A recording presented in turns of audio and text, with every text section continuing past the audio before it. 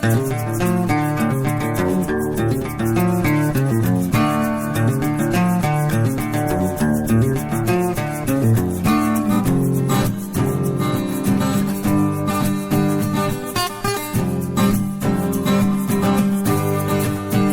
to another show of Reseller Evolution. I'm Scott. And I'm Carl. And I think I said show, not episode. So I don't know. What show or episode are we on, Carl? We're on episode 42. Oh, wow. But first, congratulations to us. Do you know what that is? I think I know what you're going to say, but surprise me or hit me with it. We finally got to 100 subs. Nice. Yay, us. Yay, us. And now you guys out there better not unsub to bring us back under 100. I'll be really upset. Yeah, we're at 61 or 62 on Spotify, which was a big jump at the same time. Oh, nice. So we had kind of two big jumps on both platforms at the same time. So I'm not sure what happened there. I'm not complaining. Thank you, everyone. Yeah, it's funny how 100 is like a psychological barrier. Yeah. You know, it's just oh yay 100.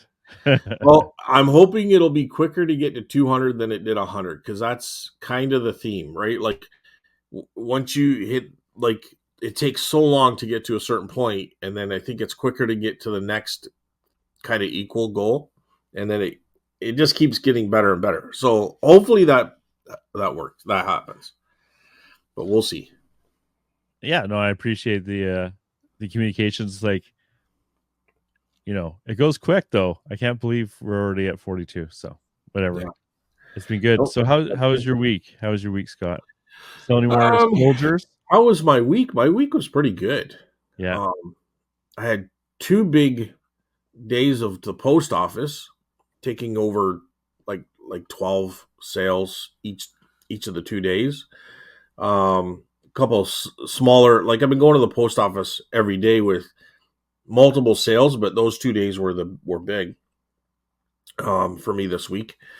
The booth has really stepped up this weekend. Like, kind of, would it be the first weekend in October?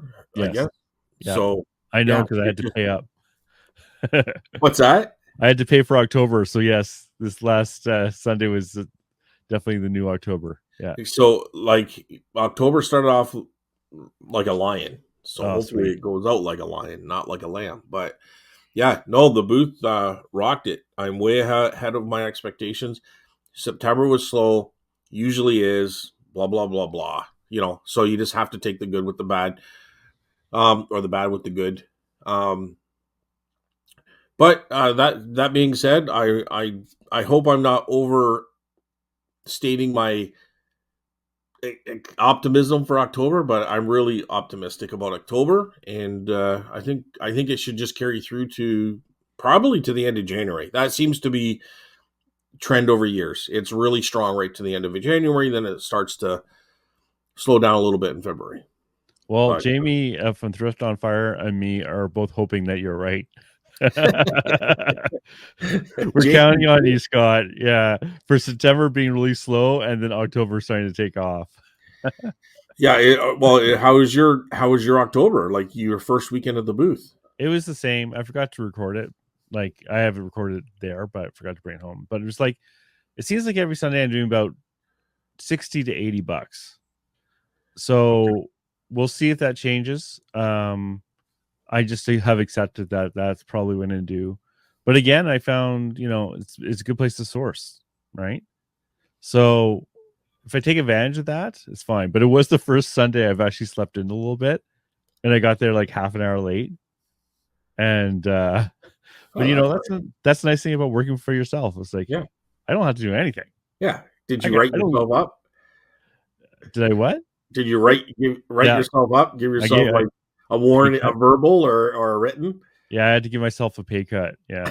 No, I mean like a written warning. Like, yeah, of course I did. You know. Yeah. Although I respect that just as much as I probably respected that stuff before.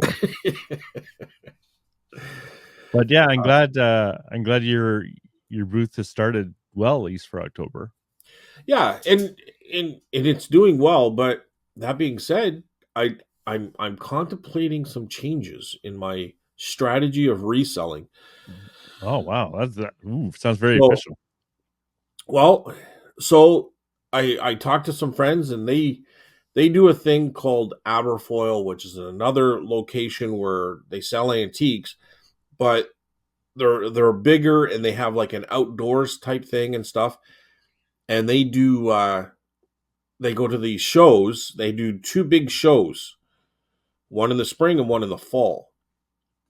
So I'm going to start doing that next year. Do the spring show and the fall show, and I might reduce one booth because I may hoard some stuff for the show and then sell it there. And it's kind of in what you're doing.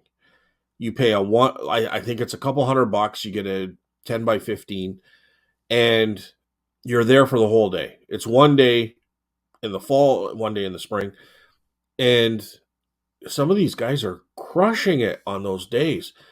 Yeah, There's a charge to get into that. It's a special event, but this is a high end event. This is no flea market. This is no, like it's a high end event. You have to watch what you're selling there. Strict rules. It has to be antique or very old collectible stuff, like 70s and 80s type stuff, right? So there are restrictions there. There's no commission. There's just that straight up one cost rent type thing for the day. But guys are doing $6,000, $11,000 and stuff.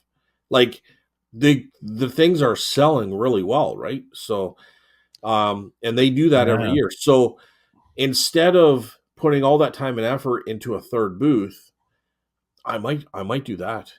So I still want to keep a couple of my booths for sure and kind of do that as well. You know what I mean? So yeah. So anyways, I it's a strategy that I'm looking at doing and we'll see how it goes. It's very different. It's have you done anything like that before? Well, I've done shows before. Not the high end type thing like this, Mm-hmm. but I've been to them. So like I've walked through them and there's tons of people, dude. Like Oh, when and I tons of went, not only tons of people willing to spend money. Because usually yeah, there's entrance yes fees and to that no. stuff too, If right? you're if price matters to a degree. And I saw when the last time I went, like some people are asking ridiculous prices for stuff. Like I'm like they're double what I would put on the booth. And I'm like, you got to be kidding me. And nobody's buying that. But if you price it right, they are buying 100%. Yeah. So I know someone who did that, and they said they increased their prices for that show, and they never decreased them again after. And I look at their prices in their booth, and it's like the reason you're not selling that stuff is it's grossly overpriced. Yes. So if you're going to those shows as a buyer, like why would you go there and pay double? That was the only thing I was thinking about when you could get it so much cheaper elsewhere.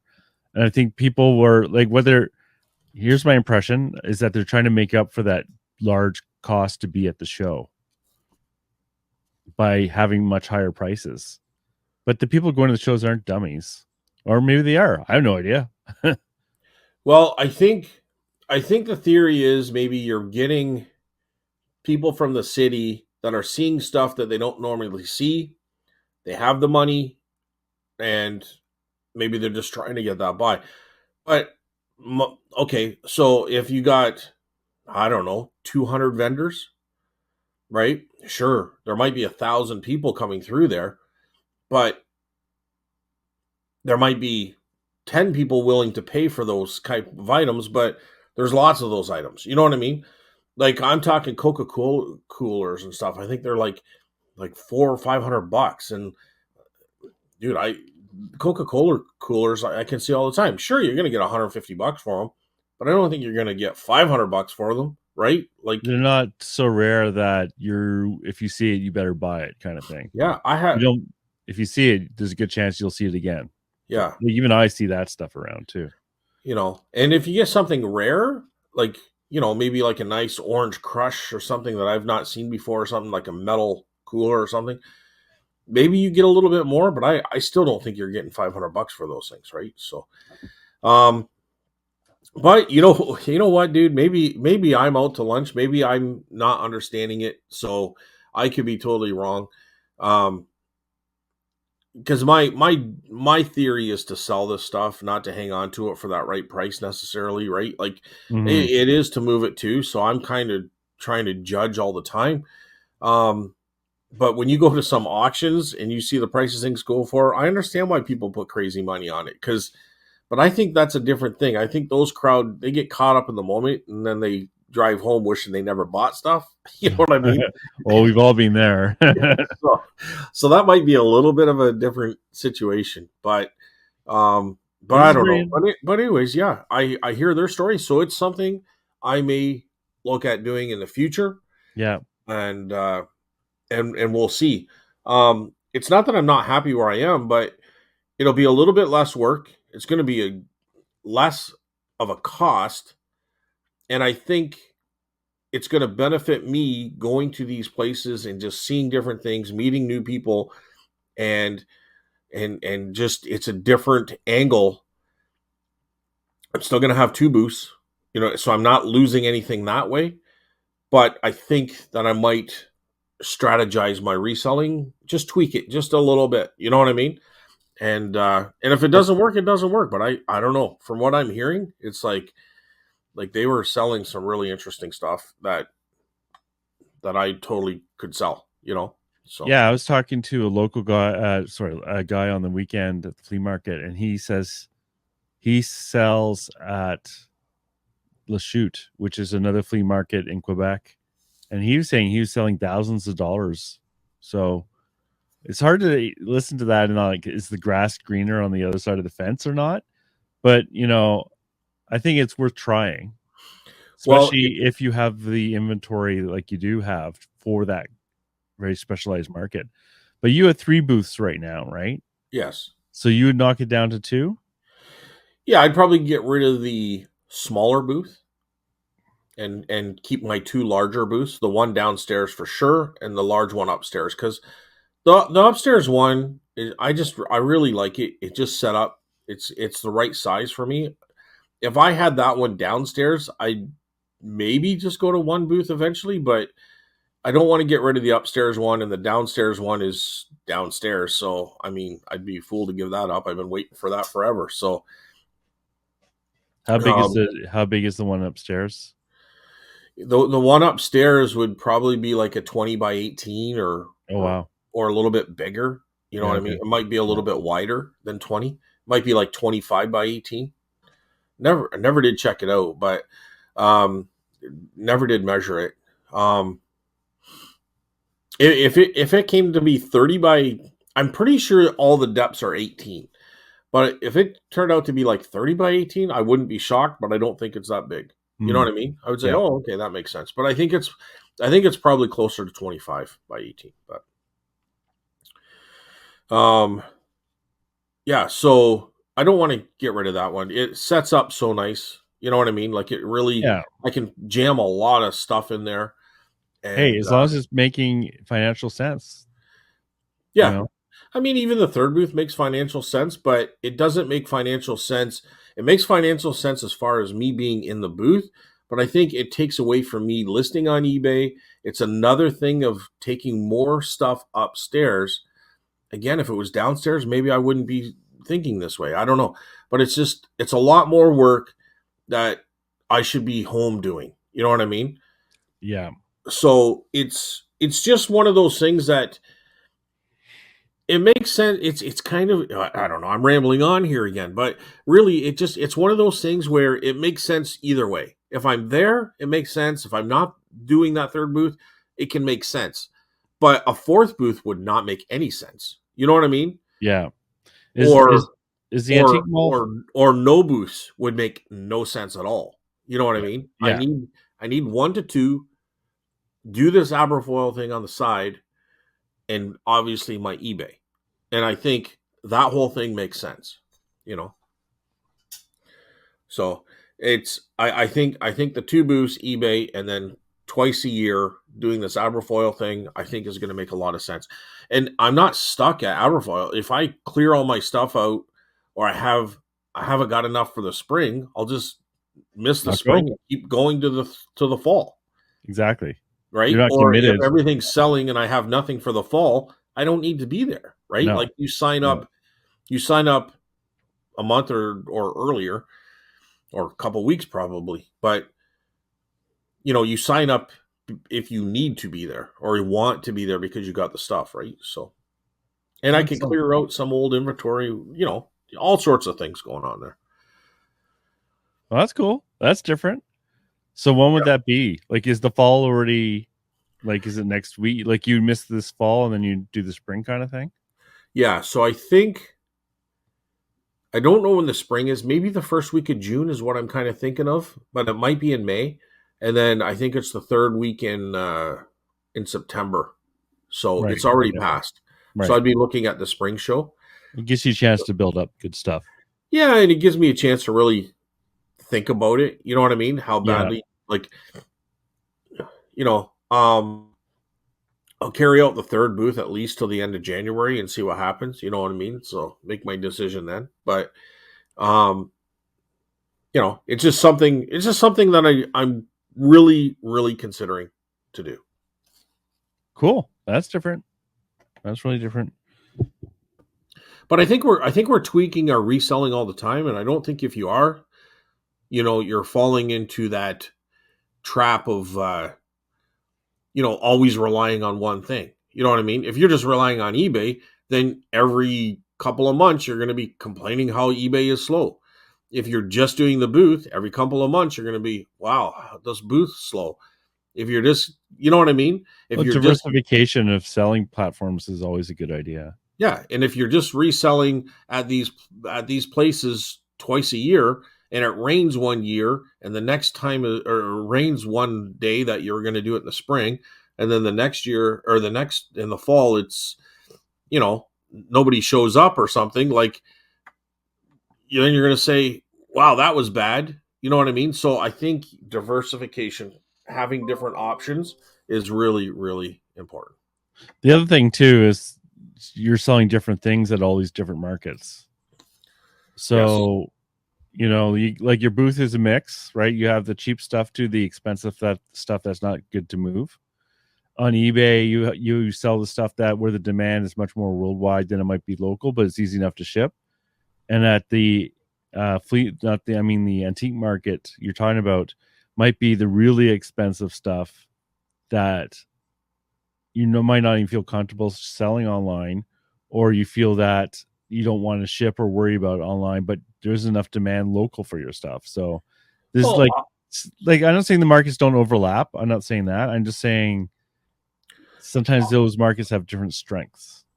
yeah, but I think I might keep the same strategy. I might, like, obviously I'm not going to be able to take, like, probably they're not going to allow, like, and I don't know for sure. I'll have to talk to somebody, but they might not allow, like, CDs. You know what I mean? Or DVDs. I don't know. I really don't know. All I know is on their website it says it has to be like old collectibles or antiques. That's it.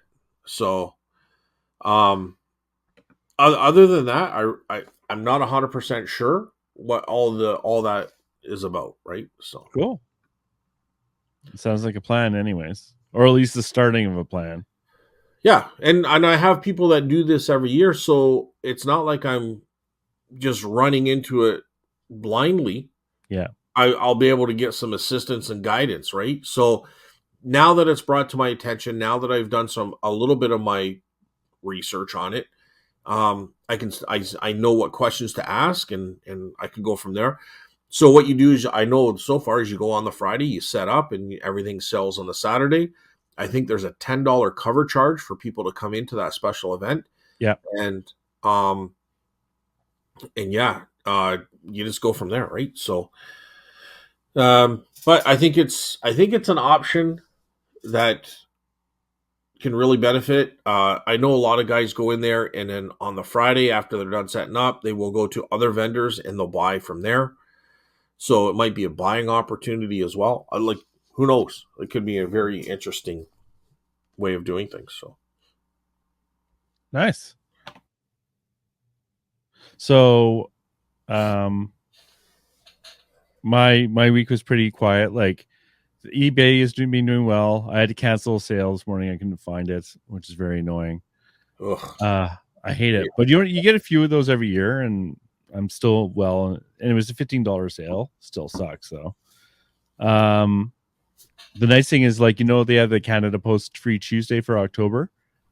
So of course I got a sale for, like, you know way out there, Alberta, and would have been like $27 to ship it. So I got that one for free. So that was kind of nice. Um, the funny thing is, on the Sunday show when I was there, it's like, oh, Carl just woke up from his nap, and you were totally right. Like, the one thing about doing the flea market is it exhausts me Yes. completely, Yeah, for sure. For because, sure. like, I'm social, but it takes a lot of mental energy to be kind of on all day.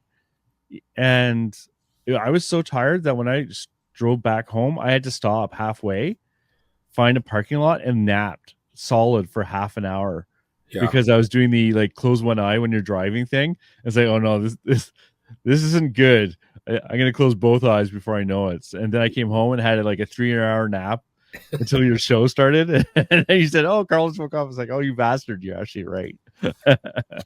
So I don't know if we asked this on the air already, but how did your Sunday go this time, Carl? Like I said, it was 60 to 80 bucks. It's okay. I think but like, I can source from there too, but I could source without having a booth. But I enjoy the booth, right? Yeah. I Yep. can I can tell I enjoy it because I'm not watching the clock going, can I go home yet? Right. Right. So I would totally be doing that if it's a problem. Yeah. Um, and I get to talk to people all day, which I enjoy. Financially, not so much yet. Like, it's hard to tell. Like, people are complaining it's slow, and it's like, is it really slow, or is it just like stuff is slow? Um, this weekend coming up is the long weekend, Thanksgiving weekend. So we'll see. Last time there was a long weekend, the place is busy, but I didn't sell a lot. So So maybe take some higher end items in. And the only reason I say that is you want to pop up, like, if you have some things that cost a little extra, that's gonna, like, one sale can really help your day, right? oh So yeah. Yeah, yeah. um so I mean, the little stuff is good, but I think you gotta have a mix, right? Yeah, So I didn't record it. Like, I did record it, but it's not here. But I sold like DVD sets, bunch of DVDs. Like, that's the real bread and butter. That pays it for really my it really is. It is. I agree. yeah, and that pays for my rent Yeah. basically. And then I'll sell a few other things. My next step is I really want to have good display cabinets. And before the show, we were talking about display cabinets and how they're in demand by basically everyone. But really, I want to get rid of that plastic shelving just because it's really inefficient, and I could get cram so much more in there. But I'm still enjoying it. Like, I'm experimenting now with making like nicer price tags. Moving things around makes a big difference. Like, I moved some like Huge. railroad pictures around. It's like, how come these haven't sold? These are great. And I moved them and sold them like immediately Yep. before I had a chance to even move the second one. They're like, oh, what's that? So, It's touching it. You're putting your energy into it. It's got an yeah, aura now, and it draws people to that. Yes. yeah, exactly. So hey, the main thing is I'm enjoying it. I think I want it to be financial. Like, it'd be nice to, like, at least break 200, to be honest. Uh, the Yeah, better the but better. More the what better. if all of a sudden, you have a before the end of the year, you have a couple $500 days, That'd be which, great.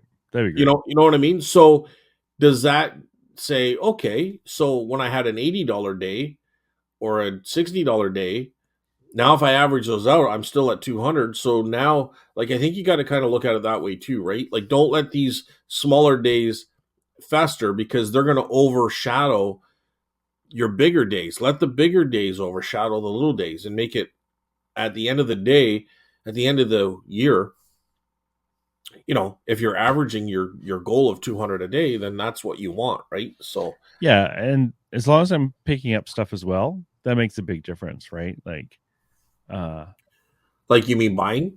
buying, yeah. Okay. So, Well, did you buy um anything? yeah, I've bought a few things. So, like, that makes a big difference too. In fact, I Yep. make more money kind of buying things than I do selling things. that happens. Yeah. Yeah. So we'll see. Like I said, the main thing is I'm enjoying it. I'm not resenting going in, although it was a little harder to get up this last Sunday. I want to improve the way it looks. I want to improve just the amount of stuff I have. But hey, apart from that, it's good. Well, I'm going to give you the warning ahead of time, Carl. Okay. Okay? So you got to prepare yourself mentally and not like when it's minus 30 degrees Celsius. Yeah. For any Americans listening, we're degrees Celsius. And it's a little bit of snow, ice on the road. You got to warm up that car, all that kind of stuff, and then bring boxes in, and the wind and the snow's blowing in your face. You got to say, I don't care. I'm going to fight through this. I'm going to get inside and I'm going to sell. You know what I mean? Like you got to motivate yourself because those days are gonna happen and they're gonna be Yeah. If it's right. really bad, to be honest, I'm not going to do that hour drive in the snowstorm. I'm not willing to die for $60. Yeah, but you got to figure out what a snowstorm is. Like Oh yeah, I'm a Canadian. couple of I know sprinkles of I know what a real snow. snow. Yeah, Just I because know it's like cold out doesn't mean it's a snowstorm. it snows here in the city too. But I'm just saying, I'm just thinking that that can be a really. I can understand that can kind of be a deterrent. You know what I mean? I know it Well, is yeah, here when I got yeah, to go fill the booth up and it's snow and I'm like your feet are wet and everything else, right? Like it's just like, oh my god! But you just got to push through that, right? So yeah, yeah. I We'll see. That's in January though, so we'll see if I'm still there in January because they said I was yeah, doing until you'll January. be there. You'll be there. Come on. So yeah, the flea market's been good, but I've fallen into a reseller trap. The Oh, trap being being really excited by the great buys and never listing them and just like accumulating them in boxes. And I I don't know. It's so bad. I hate when I get into these little like snippets of time where you just accumulate stuff and you're like, oh wow, like just this week I found Stife with tags plush, just the other week or the yesterday, I mean, and it's like, oh, uh, it's so great. These toys sell for 50 to 100 bucks each. where'd I you got like find that? Value Village. Oh, okay. I can believe it, and it's like six of these things. And it's like, oh, but then listing them, you know, it's hard. And what helps me is the last in, first out. Like the last thing I get is the first thing I list. But now I don't know. I have to get out of this routine now of just buying it and putting it to the side. And like, that's the problem with like, this is part time for me, right? This is not my income, right? So I don't have that extra incentive to actually get shit Well, done. Stife Bears, you list one and it sells similar. And well, it's not the same one though. Like one's a kangaroo and one's like a cat and then one's a dog. So it's I know. For the people that who can't see, like Scott's giving me the whatever face. Not really. I'm kind of like, oh, okay, okay. Yeah. I guess I can make a difference, but So, anyways, it's just funny. It's like I gotta get like. It's funny that it's at this time of year, Q4. This is when you really need to like gun it, right? yeah. And sometimes I find my engine just runs out of energy right away. Well, it's. I think personally, it should start gunning it in August. You know what I mean? Right? Yeah. Technically, but I mean, summer's here. It's the end of the year. Summer's disappearing quickly, and you end up getting distracted pretty easily. But yeah, definitely now, like you should be full blast going on I right know, now. right? And all I'm doing is filling these bins full of stuff that I should be listing. Say, oh, let's put in this bin just temporarily. Just temporarily. But you could probably sell those out of your store for $60. Do you think people will pay $60 out of my flea market? I don't know. Here's I here's my think you're irrational. underestimating the power of the flea market, man. People have it in Yeah. their hand. They're gonna. Okay, so you list it for $60 and they offer you $50. Like, I'm gonna be yeah, I'm paranoid that I'm gonna list it for 60 and people are gonna offer me 30. dude, Then they're gonna how get you could angry when fit I you don't could give it fit to them them. all in your hand, like a little. Like, so put them in a nice little basket. Display Stife Bears, $50 a piece, $60 a piece, whatever. and see what happens. If they don't, bring them home, put them on eBay, Exactly. right? Yeah. Yeah. So, but you're going to find out very quickly what kind of market there is for them, right? And you can Yeah. put them in a basket, display them nicely, put them in a case or whatever you got there, um, to display them, present them Okay. so that they're not hidden. Make sure people can. They got to be in really good I'm gonna location. I'm gonna put them in my look at that spot on my booth, Okay. which is like I have one spot which always grabs people's attention. I'll put them there.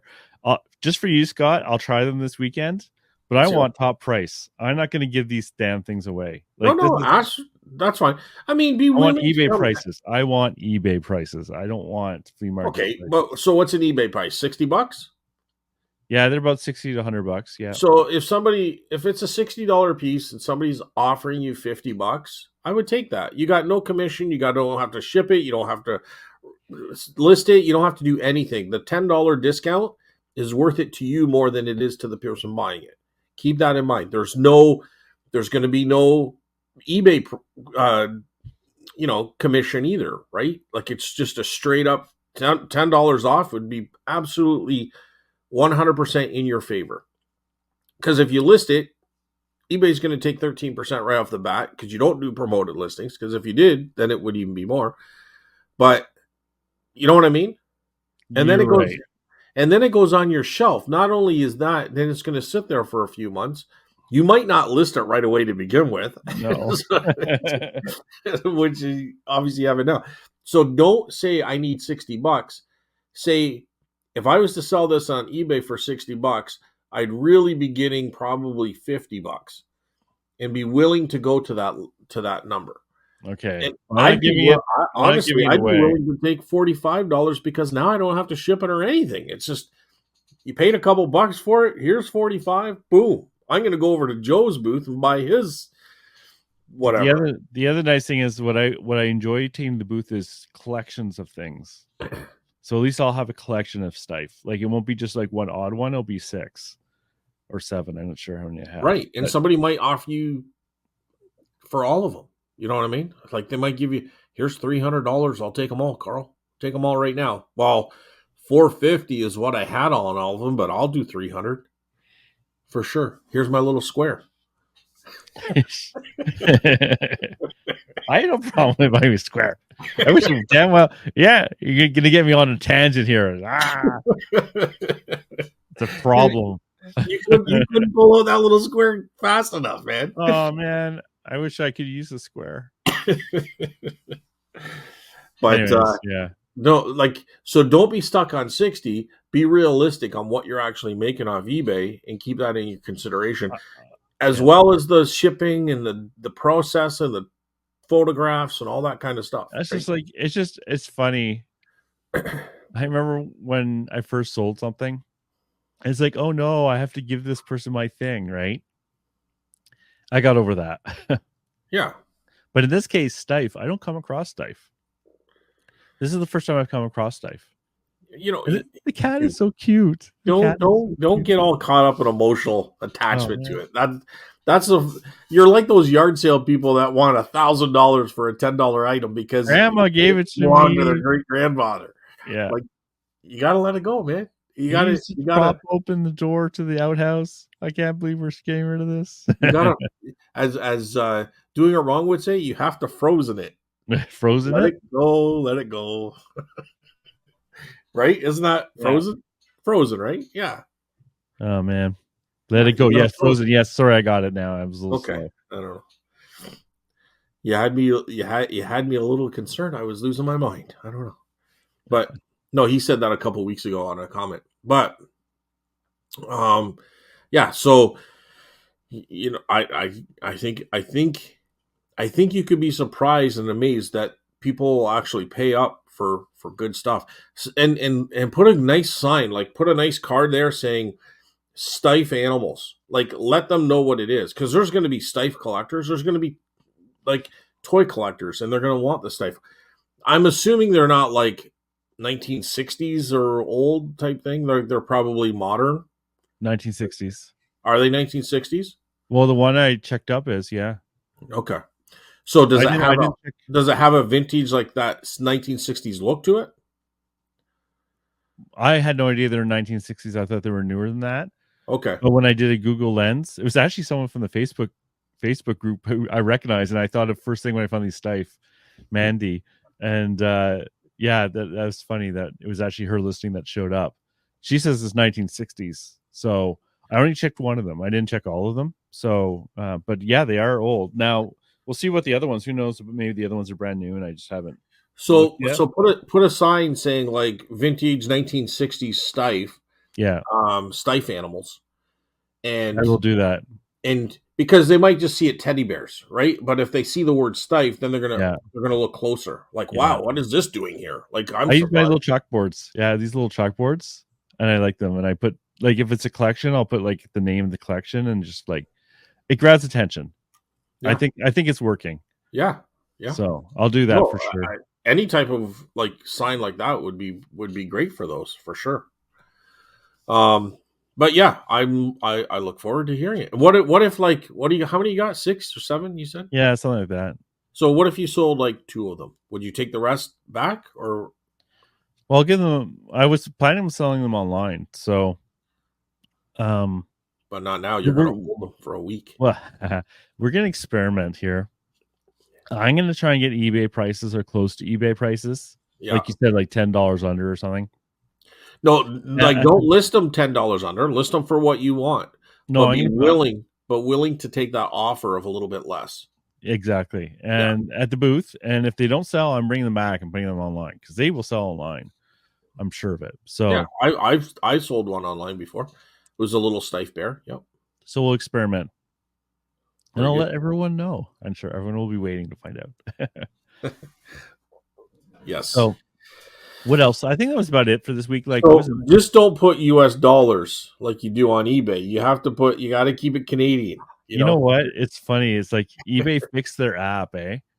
So I used to be able to. I can still do it, but it reverts quickly. So Mhm. when I used to do comps out in the wild, it would give me the US dollar, Yeah. but now it's the Canadian dollar, and I really miss the US dollar because it gave me like another 30% buffer when I was buying stuff, and now it's gone. I had to kind of mentally change what I used to pick up, where I used to pick up things for 15 American, Yeah. right? Which is about, I don't know, 20 Canadian, something like 20 that, Canadian. Yeah. which was my minimum kind of like I would like to see. But now I have to like, oh no, if I see 15 Canadian, I have to be careful. I really need 20 Canadian. It's just psychological, but it's It's just psychological for yeah. sure. But now I'm screwed up because I'm half in both worlds. Because but what else? Yeah, Uh, I think that's about it for me. Like for the week, like I went and picked up some stuff from Max Sold, and it was like my max distance I'll go, which was like an hour and a half or something like that. It was okay. But it's funny, I actually turned down something free from there though. It's like the guy was coming out with a TV stand. Says, "Oh, do you want a TV stand for free?" I went, "No," because old me would have picked that up in a second, but new me is like, "No, that's just going to get added to the freaking collection of yeah. crap in my garage." Yeah. Oh, I went to an auction. I went to an Oh, auction on Saturday. oh yeah, yeah, yeah, yeah. Yeah. And you mentioned a bit on the Sunday night show. Yeah. I spent $1,600 at there. I Wow, really, yeah, it was, I think I did okay. Like it's that's one a of lot those for me. things. So anybody probably heard me talking in the past about, when I bought 3,000 books. Well, now it was, I think I've said this before, but I think Crazy Card said this on my Sunday show. I've learned enough to get myself in trouble, right? To be dangerous. Yeah, So there was some old books there and they had them piled up. So I bought 3 stacks of older books yeah, at $110 plus all the other stuff. Let's say $135. So I think two of the stacks are going to get into the $400 range. Could go a little higher. The one stack I'll probably make like $20. Like I think it's worth 200. So by the time commission and everything comes off, I'm gonna not real. I'm I'll definitely make my money back. But that was probably a bad buy. I didn't talk about that stock on the show on Sunday because we're only showing 5 items, so I didn't want to get into all books. But the other ones I should do okay on. And then I bought a Royal Dalton. Uh, paid, I think it comes out to about 350 with everything. So, Yeah. um, but it's has sold in the past for like $800 or in that area. But there's many. I don't know what many. There's probably half a dozen listed, and they're in the 12 to 1600 Canadian dollar range. And it's an old Royal Dalton. It's from the 30s, actually. I didn't realize it was that old because it looks so new and mint and shiny and like it looks brand new, right? Yeah. But um, it's a very large uh, figure. It's called the Moor, the Moor. So you can look it up, Royal Dalton. Um, so I'm looking it up. And I'm kind of digressing here, but people's photos. If you're selling something for $1,600, you think your photos would be I know, like right? like done professionally or something, right? I've Like, I've seen the funniest photos, like oh my, blurry photos. yes, It's like, really, you're putting a blurry photo of this and $1,000 dark, no item? lighting, and I like no know, I real know. backdrop, You just just like you just kind of picture the person doing it too, right? yeah, it's just Like, like oh how do my I turn this on? $1,600. What? I can't even tell what it is, let alone see if there's any markings or problems with it. But anyway, um, I'm actually going to try to set it in the booth. So I'm going to put $950. I'm going to put it in the booth and see what Oh happens. wow. Because there's some heavy Royal Dalton collectors. And You want to when I give was it a at the chance. auction, there was two other large. These people came just for the Royal Dalton, just for these. Well, the two figures they got. They didn't even wait for this one. They wanted the other two, and they were the same, roughly the same size. And I think they got pretty close to $1,000. They're definitely over $1,000 once you consider everything they put into it. But I think it got to like $700-800 for sure, way out of my range. And they bought two, husband and wife, and then they went home. And one was like a adjuster, like they kind of have the. I think it's back in the medieval days when they kind of like they clown around and they dance and they've got those weird hats with the bells on the little Yeah, tassel. You know what I'm talking about? yeah, I think that's called adjuster, right? Is that right? yeah, yeah, Adjuster. So there was one of those, very large piece, and then there was one. I think they called it Prince Albert, or I don't know. They had some sort of. It was another 1700s kind of royalty figure, and they wanted those two. And then this one came up, and so uh, so we'll see what happens. Again, it's probably just enough to get me in trouble. You know what I mean? I don't. It's not my thing. Like, why am I putting 350 to gain 350? Like, you know what I mean? I could buy things yeah. for a couple of bucks, but it's You going to look know, good in the booth. 350 is still 350 though. Like, Well, it depends how like, fast it sells. It depends how yeah, fast it sells, that's right? true. If it and Adam actually said that he'll buy the featherweight sewing machines, Yeah, but he buys them around $300 to $400 because he can have them sold in a week or two, right? So yeah. I'm willing to pay up. Like, if something's really valuable, I'm much more willing to go up to 50% or even a bit more of the value of the item. But to be honest, that's a rare event for me. So, yeah, but and this it's is like, I kind of kind of right. look at it like, okay, percentage wise, I might be just getting a much lower percentage than I'm used to, but at the same time, the money I'm making per hour work is a lot better than something else. So you have to, that's the problem with these. You can't use a blanket statement for buying stuff, but also you have to be careful. There's risk involved with that Dalton stuff too. Is like, if you miss a chip, oof, Well, I went to them just as they were about to start with them. So they're finishing up with another one, but when you go to an auction, they've got two or three guys. So the next item that was coming up, the guy was preparing and he was holding and he was waiting for them to call upon him. So I went up to him and I said, "Do any of these have any chips or marks or cracks?" He goes, "No, they're all in great condition." so that's So a professional auction. Like, yeah, so yeah, they knew what they had, right? So yeah, because the auctions I go to is like as is, where is. They don't see it. Like, they'll say something if they notice it, yeah, but it's up to you to notice it. Like, yeah. like a lot of the professional auctions, like, they'll like, was there a catalog? at this auction? Do you No, see? no, no, it wasn't that big of an Oh, auction. okay. Okay. Um, Never mind then. yeah, no, those when I see the catalogs, those are usually like estates they've been working on for like months, right? Because they got to catalog it and everything. And Yeah, I don't even mean that sophisticated. I mean like lot numbers. Because like the ones I don't go to generally now don't even have lot numbers. Where the ones in the past I used to have at least lot numbers. Like, yeah, no, there was no lot number. They just yeah. kind of go around and pick whatever. Oh wow. Oh Yeah, wow. Oh wow. yeah. Yeah, they move pretty quick, right? Like they got entire estates. Like a lot of the stuff is good stuff, but it's they have it all displayed. It's all open. It's set up the night Hmm. before, and then you go in there. You can either go that night before and check things out if you want. I think there are a couple hours or there's a window there where you can go in and check it out, or you can get there early, check things out. But um, they have like three or four guys just grabbing stuff and bringing it to the auctioneer, and he'll move around the room. He usually does two corners, and then he goes to the front stage, and then he does the front, which is usually your more expensive stuff. Um, but anyway, I'm kind of digressing there.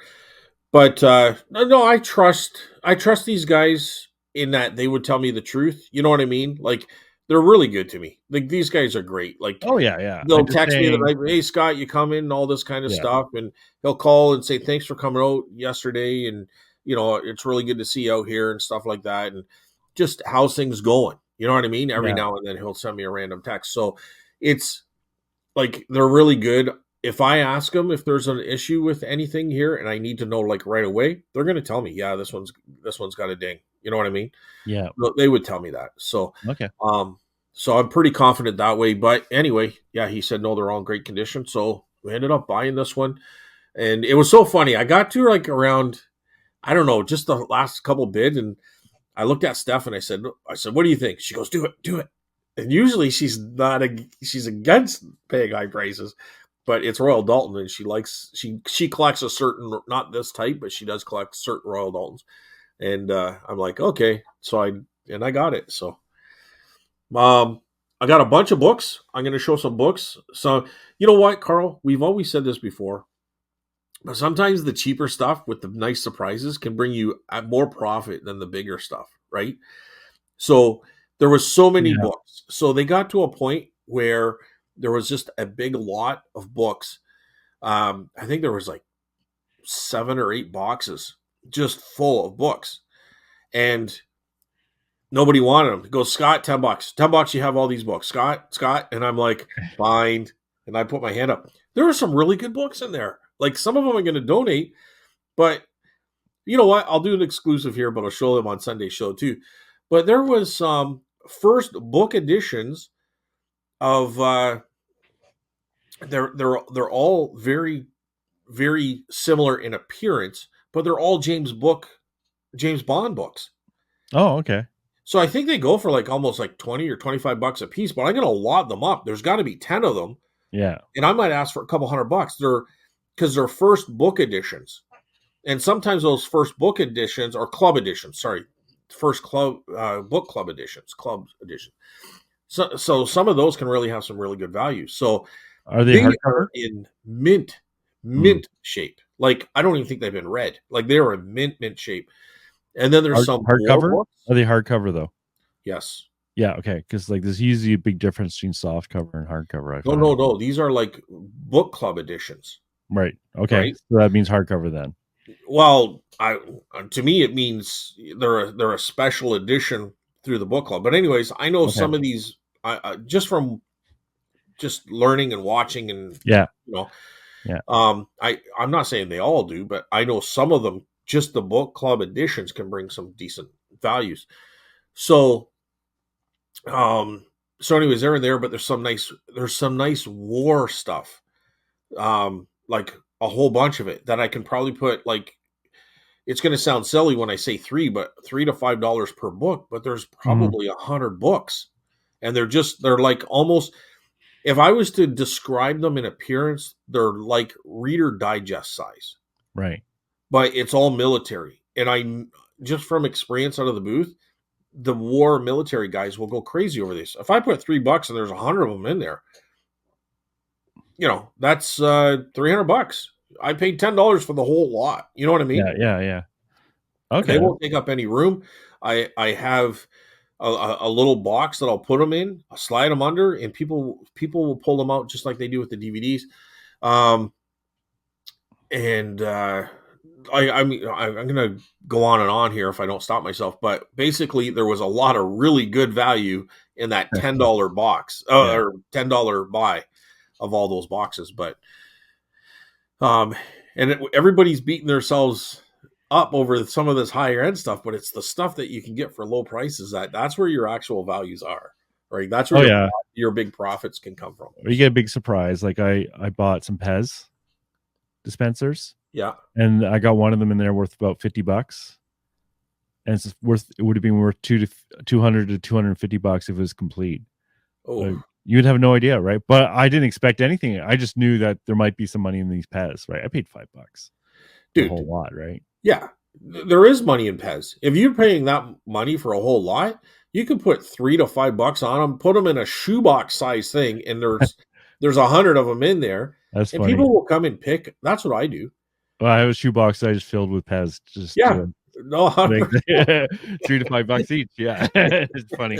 Yeah, yeah. well, because it's the perfect size, right? And you But this, can just this fill them up yeah, and they sit there, they take up no space. People love digging through Pez stuff. It's like your McDonald's toys. You're just putting them in a little box, but people love that stuff for whatever reason, right? It's cheap collectible stuff that brings people like joy. You know what I mean? They're yeah. not investing a ton of money. They're not No, buying $1,000 Royal Dalton to put into their collection. They're buying no. little toy, like they get to collect something too, right? So it is what it is, but everybody knows that. But yeah, so I will pick up Pez if it's cheap all the time. Yeah, the key with Pez is no feet. Yes. Yeah. No feet. No feet's good. Yeah, or not good, but potential. Yeah. I generally will not pick them up if they have feet. Like, But I picked up an old French clock made of marble that didn't work, but I'm going to try to part it. I'm going to try to sell the parts, the guts of it and the yeah, face of it, and then yeah, the little finials or whatever you call them, the little yeah, decorations. They're all yeah, brass. The marble, I would try to sell. I would try to sell it as a group without the guts in it, just the marble base with all the stuff on it. But there is a chip out of one of the pieces of marble. mm, So I think I'm going to take all the brass pieces off and try to sell them separately. But it's an old, like it's definitely got age to it. It's probably like, dude, it might be 1930s, but it could be 1800s, like 1880s or something too. right. But it's French. It's so and it's definitely got some age to it. So I'm going to try to part that out. I picked it up for $5 because nobody wanted it, right? Because it was a part. But I'm like, well, I do eBay parts and repair. That's a score. Um, so I picked up that kind of stuff. I got a couple gavels. One's got sterling and like a band around it, and it says Ontario Hydro Commissioner. So Mm. he would have had a meeting maybe and had a gavel, or they give him it to him as a gift or something. But I always do well with gavels. I don't know who collects them or why, but you can put 20, $25 on most of them and people buy them. Um, this one might be a little bit more and I'll put it online. It's got sterling band around it. Um, so I picked up a couple of those for like $5 for the pair. Um, just a lot of little stuff like that, right? So, Yeah, and that's what's fun about those auctions. As long as you process the stuff. oh yeah, yeah, no, for sure. What do So you should think? I we? do you think I just put stuff in my garage and basement and just hoard it? Come I'm on, not Paul. saying you put things along the side of your house or anything. Like, come on. Oh yes, you are, Carl. Yeah, I know. I got it. I'm still bitter about the soldiers, so I got to take my revenge where I can. Oh, dude. So should we get into comments? Sure, sounds good. So I'll start. Just a sec. So what I do is I take pictures of because my computer is way over there of the comments, but I have so many toy soldier pictures from listing them. Yes. Because Uh, so I got to scroll. So just give me a second, Carl. I got so many toy soldier pictures I got to uh, scroll through. Still going, Carl. Still scrolling. Oh, there's a couple soccer ball. There's a monster ball for 369.95. Oh, hang on. More soldiers again. Okay, there's the comments. All right. You bastard. If you're visualizing this at home, I'm just scrolling through my phone because I use my phone for my pictures on eBay. All right, so I have the comments. Do you want to read the first one there, Carl? Yeah, I'll start with Don. Don was the first one. I got doing it wrong, but you Well, can start. I sorted by new, just in case some are hidden. Oh, okay. So, Don, I still haven't been to a live auction, but I have gotten stuck with dummy lots before. The worst one was full of old mouse nests, and most of the stuff went to the dump. The sigh. Yeah, we've had that too. I've had that. They just smell, those lots, but thankfully they're not too often. But yeah, and like I said before, I picked up a lot where I just donated everything back. Yeah, I come across some mouse stuff all the time. It doesn't bother me. I mean, I grew up on a farm, so the barn always had that kind of stuff on them. Yeah. But it is a little bit disgusting. But I just kind of, I won't throw the box away. I'd still look for any goodies in there. I don't know if she looks for the goodies or she just throws it away. But Well, yeah, my buddy just at the flea market on the weekend said he lost a whole bunch of silk from cigarettes and stuff like that because he left it in the garage and a mouse made a nest of all the silk wow, tobacco yes. slips. Yeah, that will suck. yeah.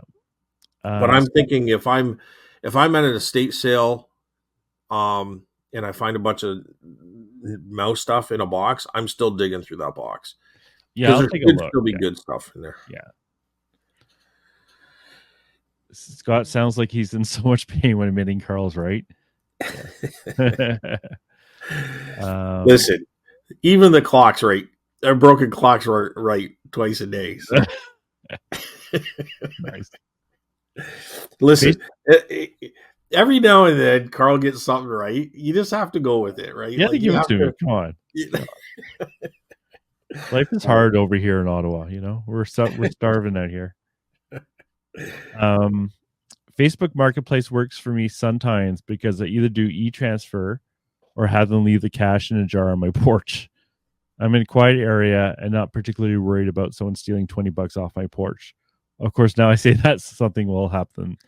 Yeah, my friend, I forget who told me this, but they said that they record and the guy came, the kid looked around and went, "Oh, I'm just taking this stuff," and didn't leave the money. So then he contacted the kid saying, "Just so you know, I have you on video. I know where you live, and your parents will probably not be happy." And then the guy came back and sheepishly gave him the money. Yeah. Lately, though, I'm looking for something to buy on there. I'm finding stuff way outside of my area, even though I have narrowed the radius to where I want. Oh, well. Yeah, that annoys me too. It's like, oh, that's a great deal. Wait a second. It's in Toronto. And I have the radius on there too. So I have had the exact same experience, Don. So it's funny. I live in a small town, and I could leave stuff pretty comfortably on the porch or on the front yard. But if you put anything by the curb within like 2 feet of the curb, it's gone. If you're cutting grass, even if that lawnmower is running, somebody's probably gonna, oh, there's a free lawnmower, because people will come around and pick stuff up. So as long as it's about 10 feet back from the curb, pretty confident no one's going to take it. But I don't even like parking my car or truck around the curb because free truck. Free truck. But honestly, dude, it's funny. Kids' bicycles, eh? Like I'll be driving around. I'm like, dude, you guys shouldn't leave your bicycles on the curb because someone's going to think it's garbage and they're going to come by and pick it up. It's going to go to scrap. But anyway. Hey, I wonder if that solved a mystery of me losing my bike when I was a kid, actually. Probably. If you leave it at the curb, people will pick it up. Like you can have like there's vegetable stands or, during the year, summer and stuff, fruit stands, vegetable stands, and they'll just leave a little jar. I've even done yard sales where people will have a wagon out in front of like the farm and they'll just put prices on the stuff and then you just drop it in a little money box. Yeah, nobody steals the money box. Nobody steals, like everybody pays for their stuff for the most part. I've been tending to do that at the flea market. because like because it like you don't stand there in your booth all day. Like people are No, always wandering around. dude, I was the worst when I go to those things. I'm out talking to people. I'm never at my booth. I'm I the worst. know. And like some of the guys are like that. And it's like, it's okay when you have prices, but when you don't have prices and like I had to get the guy's phone number this last weekend because I said, I'm sick of looking for you. Give me I'll just text you next time there's someone at your booth. He's gone like at least a quarter of the day Yeah, I off. was the worst too. I was bad for that. What I was thinking about doing that is just put the money in the box. Like, what's it like? If someone steals my $20 thing, okay, that sucks. But I don't think most people are going to do that. So it's just, but you don't have to negotiate either, right? If you're not there, they can't negotiate with you. Yeah, that's true. That's true. Okay.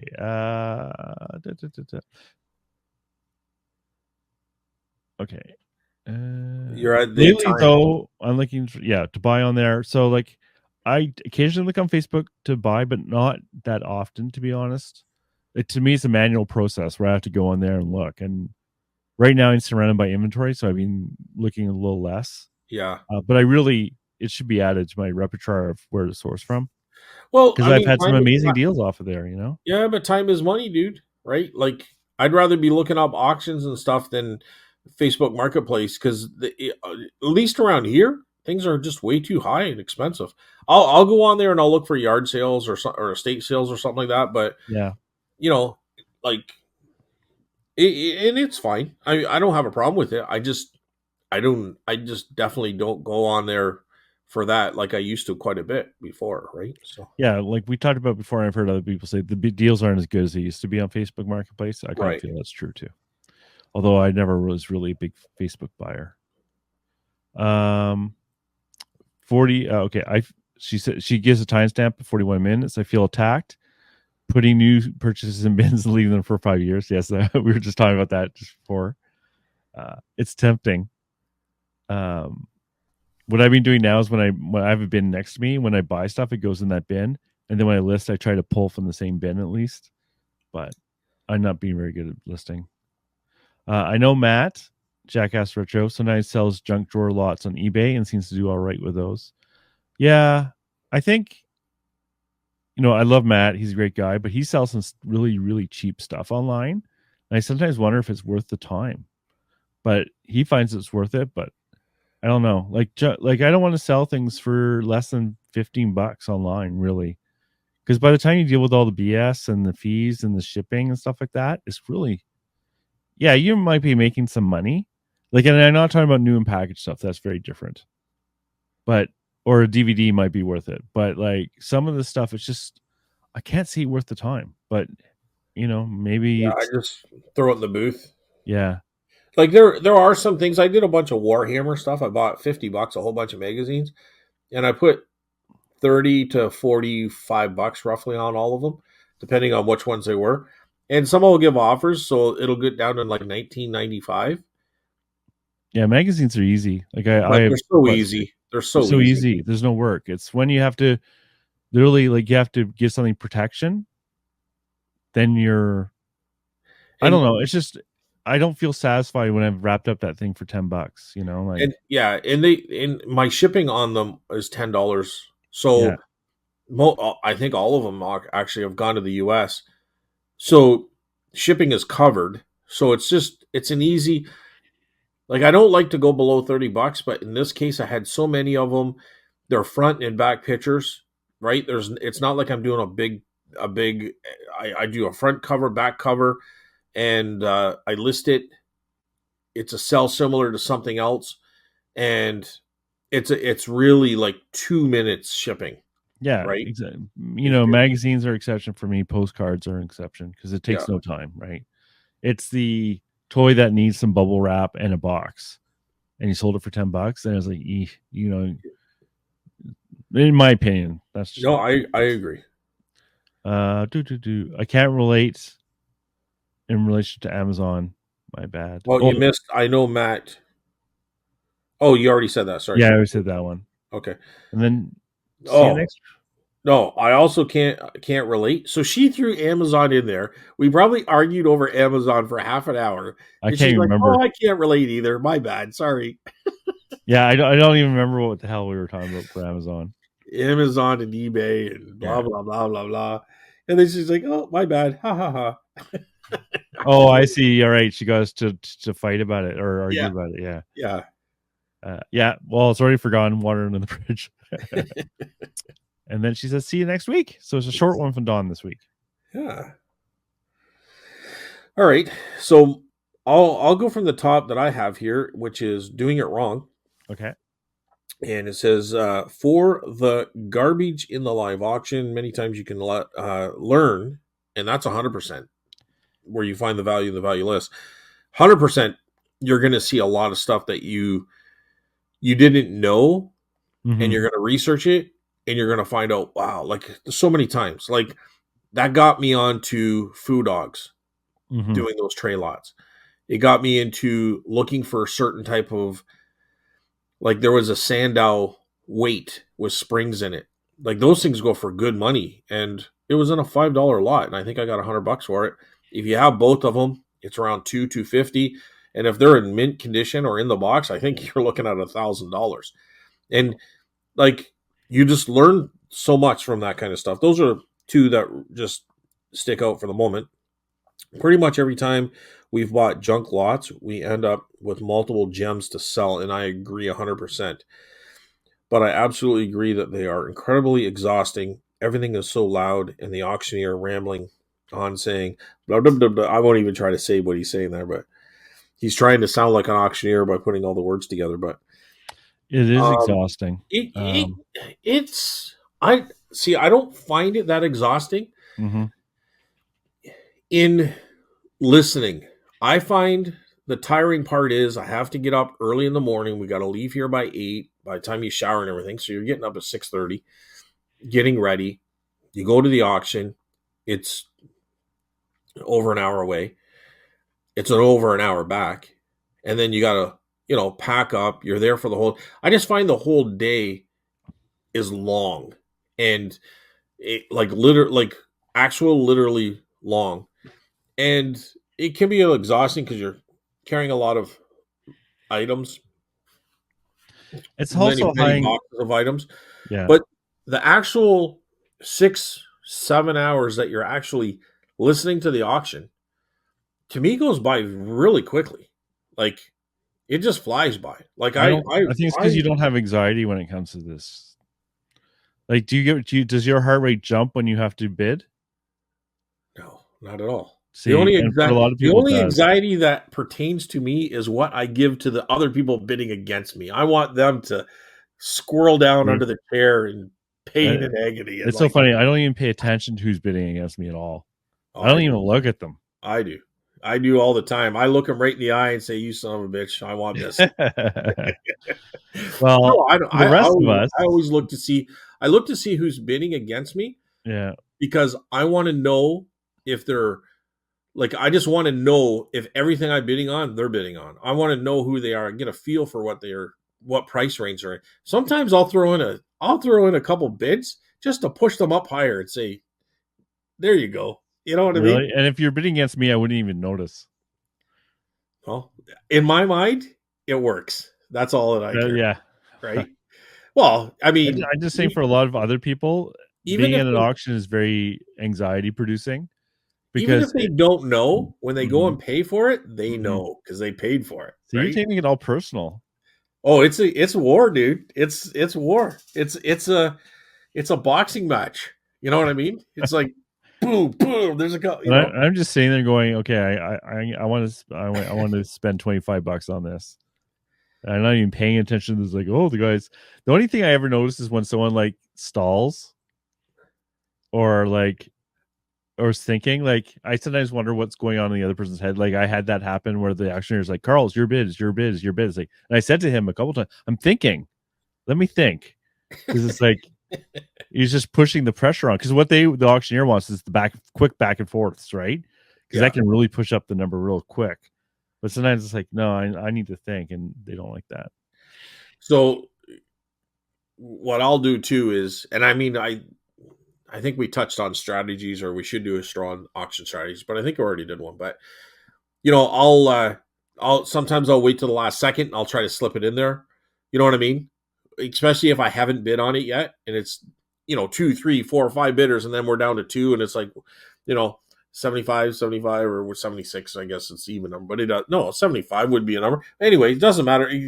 I would just wait till the last second, and then I'd put my hand up and try to like, That's because oh the no. auctioneer knows you and probably keeps one eye on you because he knows like you do that sort of thing.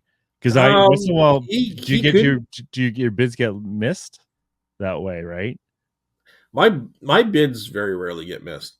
Yeah, because he knows that you're particular to that sort of techniques.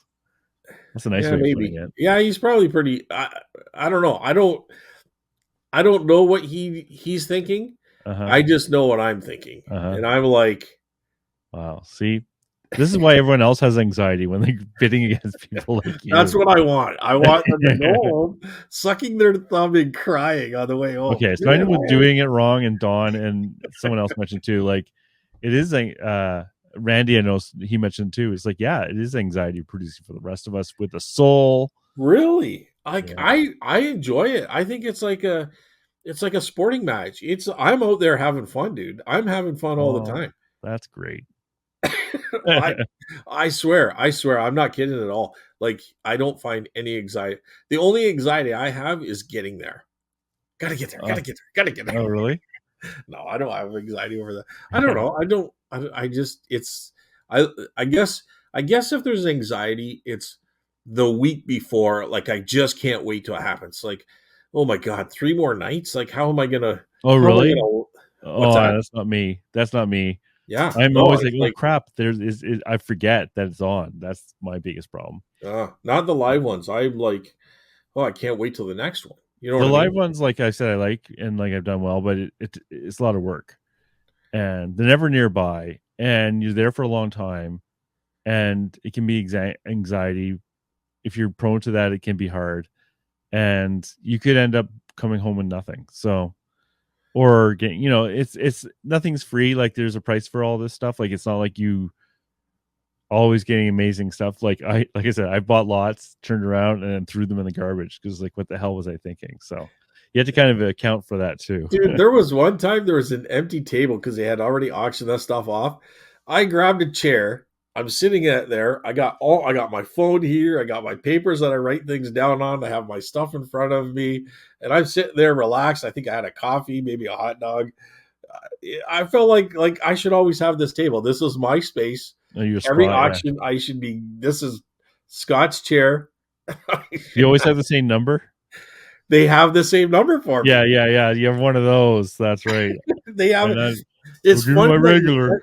because when I went the last time, which was a week before, I told him I'd probably not coming because I just have so much stuff, right? So, um, I said, but in I think there's a couple going on next, like in the next couple of weeks. I said I'll probably go to there, but I said I'll take a look once you do your Friday setup, and I'll take a look to see what's there. So they didn't have a number, and I got there like 10 minutes late. Right, Steph came with me this time, so we got there 10 minutes late. Wasn't her fault. There was a bad car accident, and the Oh, highway was the highway, not the 401 highway, but another highway that we take. So we mhm. had to detour all around, and so they had the road closed off in the morning. So it really screwed up. So we're 10 minutes late. Um, and she goes, oh my god, she goes, I don't have your number ready. She goes, I didn't think you were coming. And I'm like, well, I'm here. Like, oh no. So she had to fill out the form, right? So but they have a number ready for me, number 7. I just go there and it's like it's ready for me when I get there. So That's funny. yeah. You bought too much though for me when they like the last one I was at. I had gotten out of my seat to go look at something else in the auction before it came up, and I bought something from this other location. The guy knew where I sat and brought it to the right location. So I didn't have to go back to my seat at the other side. It's like, oh no, I'm buying too much. Well, Okay. that's good though. That's good that they know you're there, right? So Oh yeah, one of the people asked me after. It's like, oh, why are you buying all this stuff? Because I had a big pile at the end of it, eh? Yeah. So, but I bought from them before, but I won't go into it. But there's a few different ones, and I hadn't bought from this. Well, anyways, doesn't matter. They knew me at that point at the end of the auction because I bought all their crap. So Very good. yes, I'll do the next one from Yep. Red Trunk Relics, who is Julie. Julie, Julie, first time commenter, long time listener of our Sunday show. But yeah, I know Julie from like Noel's show and stuff like that, and yeah, other like it's funny how you go through areas where like time periods where, well, for me particularly watching lives and you get to know people. And Julie bought a couple of my postcards off my eBay site, so I appreciated that. she also has Instagram. Yeah, I was looking at her Instagram. It was cool. She has a flea market booth. She has a antique. Sorry, antique booth. Sorry, Julie. Not sorry, Scott, but sorry, Julie. Yes, But she has a really good eye for stuff, and she yeah. sets her. And I find this too, and I find women can really have that knack to make booths look fantastic. I don't have that knack. I kind of throw things in.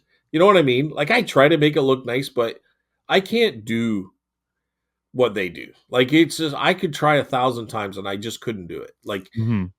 there's a I I know don't what know you're if it's saying. an I know what you're art saying. thing or if it's like I don't know, but they can make their booths look so good. We're like, here's a box. Here's all the stuff in the box. Yeah, The box. it's a shoebox. Pick away. What are you complaining about? It's all there. It's like, yeah, right. Exactly. That's what I'm talking Yeah, about. it's called displayed. Yeah. But they can make things look. Yeah, we must sound so bad, eh? I just wrote a shoebox. We'll pick through it. I think, yeah, it is a balance there because, like, sometimes things are attractive because they think they're getting a deal out of the shoebox too, right? Yeah, I prefer when things look awesome. Like you're showing me your soldiers and how nicely displayed they were in the display case. yeah, When I did that at the antique booth, it looked so good. It made me feel good because it looked so awesome.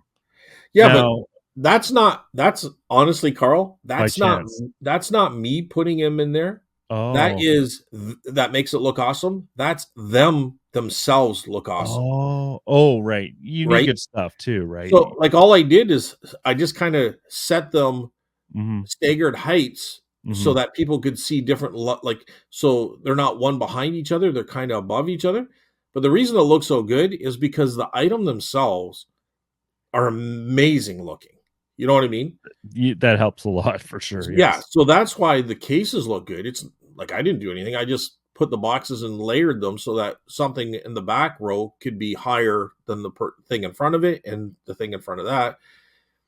But the items themselves look so amazing that that's what That'd be a really interesting topic if I had a clue on how to do it. Is how to display stuff, right? Like I do know like the height is really yeah, important. Like for grocery stores, all the good stuff is like basically eye level, and then all the weird stuff is on the top shelf where no one looks, and all the bulk items are the bottom shelf where like you're gonna find it, and the sugar and the flour and everything's gonna be on the bottom shelf. And it's the same with the antique market. Like I said, when I moved something, it sold immediately yeah. because it went to a different eye level, right? And which is one of the reasons to move stuff around. But I wish I knew more about that. I should have my sister used to do that for Montreal. That was her job. And some of the stores, like she'd go in and redo their displays. So really, I should be taking advantage of that and trying to learn it. But it is a skill Yeah. and an art, I would say. And if you ever follow Red Trunk Relics, let me just get my glasses on. Yeah, Red Trunk Relic yeah, on Relics on Instagram. mm-hmm. That's Julie's, and she'll post fairly often. She'll post like her booth, and yeah, it just looks really good. Like it's. I just wish I had that ability. But okay, so are you gonna read it? I already read it. Oh, wait, no, I didn't even read it. We just talked about Julie for like Yeah, we're 5 just minutes. talking about Julie. I wish we had live auctions over here. I love them.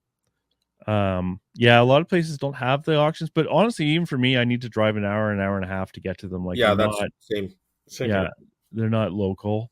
And we say they're great, but sometimes they're not great too. So you like there's one live auction I don't go to because it's all junk. Every time I went, it's just pure trash. So, you know, a bit of curating helps a bit too. But I, honestly, I have so much stuff I need to list that I'm not like, ooh, I need to source uh more and more stuff. It's like I need to try and list some of the stuff I already have. But they're dying off. They're dying off for sure. I was nodding my head when you guys were talking about box lots and how good they can be. Yep, box lots can be great and they can be horrible. And sometimes you throw out the money and sometimes you get a Pez worth a few $100. You never know, right? When I first was reading, I was nodding my head. I thought maybe she was falling asleep. Oh, right, yeah. Well, maybe a bit of both, bit of A, bit of What? B. What? Talking about box lots and how good they can be. Yeah. No, I'm just kidding, Julie. I know. Um, that did pop in my head first, though. Nodding her head. What? Um, well, Don wrote a little reply to that. Just saying hi to Julie. Yeah. Oh, okay. All right. So I'm back at doing it wrong here. For those glued on heads, take one of the cheaper ones and see if you can get the glue off with some acid nail polish remover and a toothbrush. I'd be afraid that would maybe take the paint off. No, I don't know. Interesting. Um, you know what? I will try that because some of those are worth 150 to $200 online. Yeah. And I put them. I think I listed them for $100 in the booth, but I could probably get probably double. You know, so I appreciate the doing it wrong. I will give that a try. I will see if that works. As long as it doesn't take the paint off, because I think the paint is hand painted, so I'd be afraid that it would do that. But Yeah, I don't know. No. I do use acetone rubbing alcohol on stuff, but usually I test it like there's nothing being like super valuable I've used it on. Usually it's to get rid of corrosion out of battery compartments and stuff like that. But I use Goo Gone. But yeah, like I was thinking about trying to heat it up, but I think yeah, that would have wrecked it too, right? So, no. um, okay, interesting. Okay, yeah, maybe I'll give that a try. See how it works. Next comment is from I have another one from Doing It Wrong. I like to post it that age has little to do with when someone becomes a collector. Oh yeah, so we were talking about different ages of collectors. Folks become collectors when they can afford to. Lucky young adults with disposable income are buying $2,000 collectible sneakers left, right, and center. They're buying the things they couldn't buy when they were children, even though it was only a few years ago. Older markets will never really die, but the quantity of buyers will slow down over time. Older Well, market. So when he says older markets, I think old. I think he's saying older markets for certain types of things, like stamps. Like the stamp market's pretty well collapsed, right? Uh, as those yeah, but people then they'll really be died off. replaced with other things, right? Like people Yeah, will but just he's move on to something different. true. It's knowing, like for me, knowing what the next thing is, it would be awesome. But yeah, And oh, go ahead. Sorry, Carl. when I was in the 20s, I was a collector. I was spending good money too because I was living at home and I had a full time job. Great Oh, combo. yeah. So I mean, always there's gonna like I used to collect hockey cards. You know what I Yeah. mean? But I was never a real collector. I would just see how many I could get. You know what I mean? It's not like I displayed them, I took care of them. I wasn't that type of collector. I wasn't paying a lot of money for them. You know what I mean? Hmm. Um, I guess you could say I collected Mad books, Mad magazines, but that's because every time we went into town on Friday, I would mom and dad would buy me a Mad magazine because that's what I wanted. So, but I never took care of them. I never like put them in a bag and cherished them like a collector. I just kind of hoarded them as a collector, you know. But I think there's different levels of collector too. But anyways, I'm going to say here, with all due respects, I'm going to say for the most part, and this is my opinion, everybody's allowed their own opinion, but I'm going to say differently. I'm going to say most people are nostalgic collectors because they're older and I could count 25, but I'm really saying 30 and over because they're looking back 10, 15 years and they want that something they wanted then. I think people who are looking for those high end shoes aren't collectors. I think they want them for status symbols, right? So they're wearing them. Like they want that Jordan, I don't know, whatever the expensive Jordan is. Like they're gonna steal them off people's feet in some cases because they want them for themselves. It's more of a status type thing, right? Um, I guess it depends. Like I used to collect portrait miniatures, and they were made 150 years before I was even born. So it's not like I was nostalgia value there. because I don't think a 20-year-old can afford 15 pairs of Nikes at 20 grand a piece. Yeah, but my portrait miniatures were between 500 and $1,000, and I was buying them. And what are they? Portrait miniatures, like they were the before photographs. People used to paint people. And how old were you? 25, 20. But I was living at home, so I had Yeah. disposable income. So Yeah. you know, I just, I don't know. I just find that a lot of people who, I guess there's always that rare exception. I guess Pokemon could be one. But I think people who are really nostalgic collectors are going to be older because you need time to to want something when you're younger. That's just my opinion. I'm saying there's different collectors. Nostalgia collector is one type, but there's the other people. Just like for me, portrait miniatures didn't exist. I mean, existed 150 years before I'm born. Like obviously, it's not nostalgia. Dude, those portrait miniatures are probably worth 1,000, like a small, gold mine. Small Well, now you fortune. can't even sell them because they're made on they were painted on ivory. So I actually had to stop collecting. So, anyways, this is a different subject. I'm thinking that you probably could sell them if you like. I think if you went to auction or you sold them within Canada, I think You you'd are be stuck to fine. Canada only. Yeah. Well, okay, that's actually not true. Not to get into portrait miniatures because like, what's our audience? Who cares about portrait miniatures? Like zero, apart from me. But the No, fact I is, I think portrait you can miniatures I've you can seen go still for get lots of them. money. The problem is they're on ivory, and there's actually exemptions to ship them from UK, but the cost of the permits and getting them here is so high that it kind of defeats the purpose of collecting them in the first place.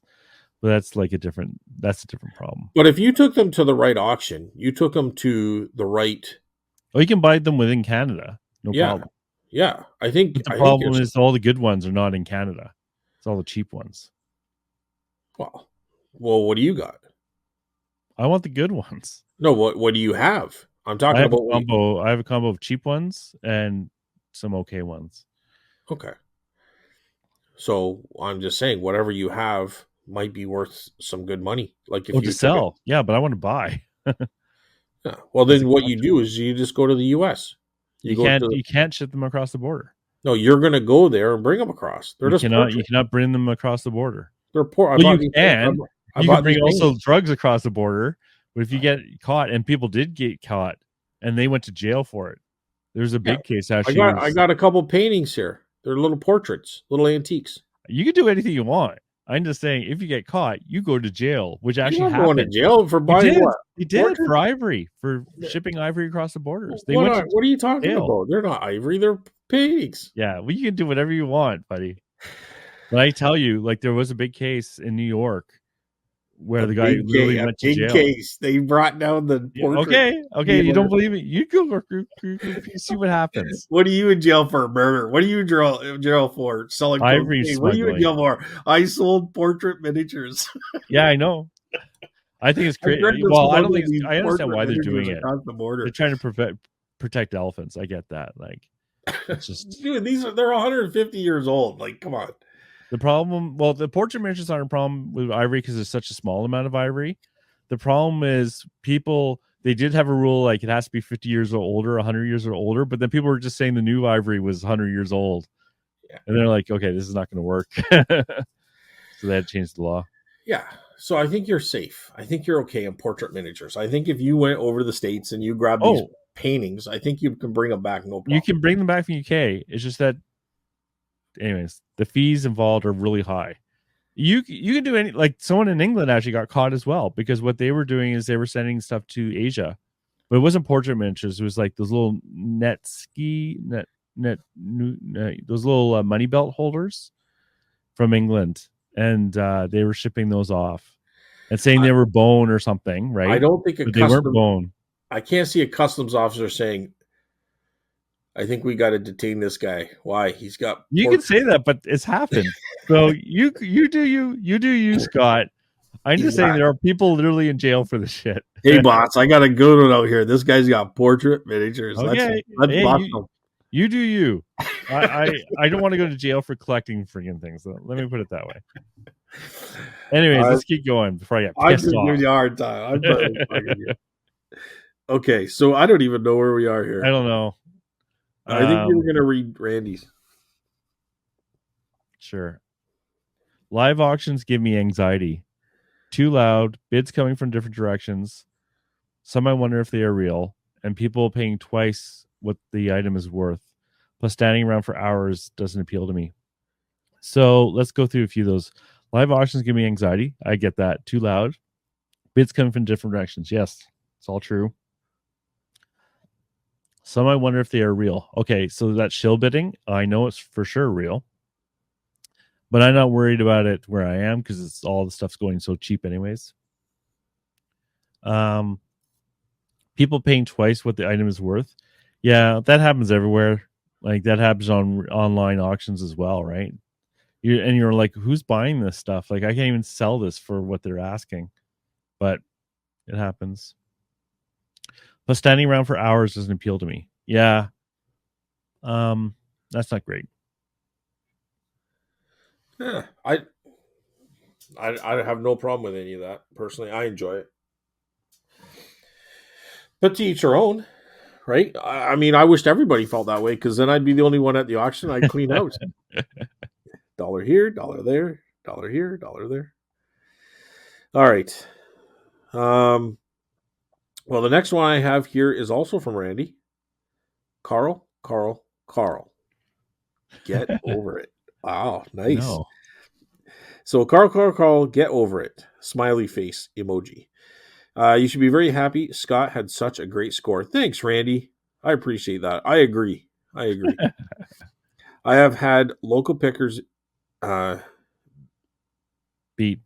yeah, beat me to a great deal, but I am happy for them. Yeah, so you're at a yard sale or you go somewhere and somebody else got there first. Oh, I've had, I'm the same way. I'm like good score. I'm also like, dang, I wish I would have got it. But yeah, I've had people grab things right next to me that were worth hundreds of dollars. And I was too slow. yeah. Do I wish I had been there first? Yeah, but my best buy last year was a referral from another picker. What I was referring to about eBay was the CEO hired a few years ago to publicly or public. Hang on, let me Publicly, load. that's right. Publicly state. Publicly state the site would. I remember that would be concentrating on high end products. I remember that in that YouTubers were talking about it. Um, Yeah, the other half of that I statement think is it was foreign like too. watches though, right? And wasn't there something where he had a connection to watches and he was trying to push that market because of his connection or something?